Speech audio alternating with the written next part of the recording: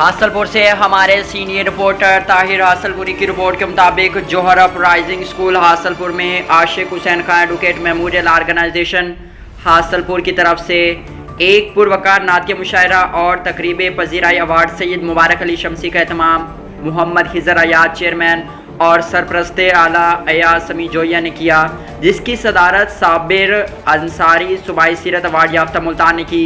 मेहमान खुसूसी राहत अमीर खान तरी कौमी सदारती सूबाई अवार्ड याफ्ता मुल्तान।